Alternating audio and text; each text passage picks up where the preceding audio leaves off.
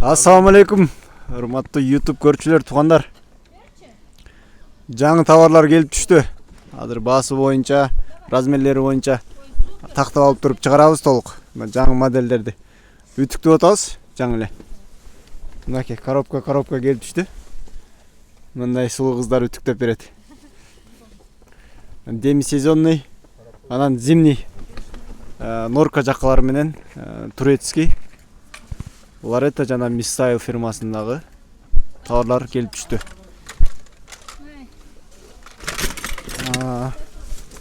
Я. Бела Бучи фирмасы дагы келиптир, азыр мына чыгарып атабыз, тугандар. Көптөн күткөн могу моделди дагы күтүп аткан элем. Ушул да келиптир колунда.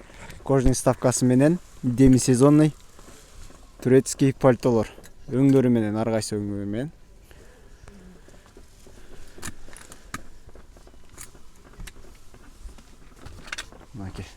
Аз буларды месталарга апарып илебиз.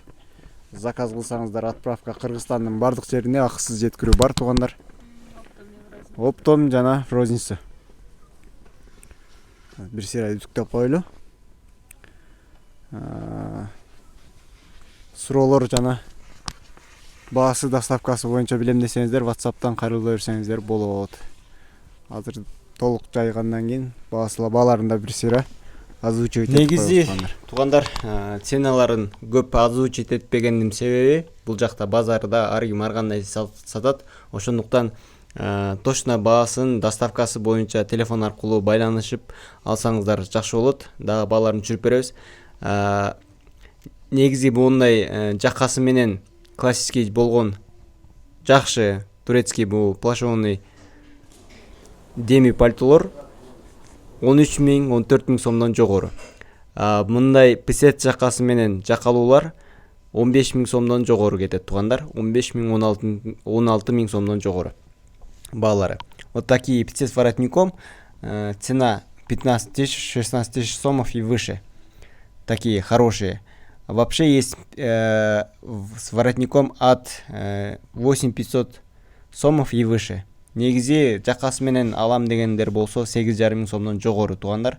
Анан ар кайсы моделине жана фирмасына жараштуу баалар болот. Мисалы турецкий, Бела Бучи деген модель 15 миң сомдон жогору болот жакасы менендер. Жакасы жоктор демилер алам десе 8500 сомдон 15 миң, 16 миң сомго чейин, тугандар.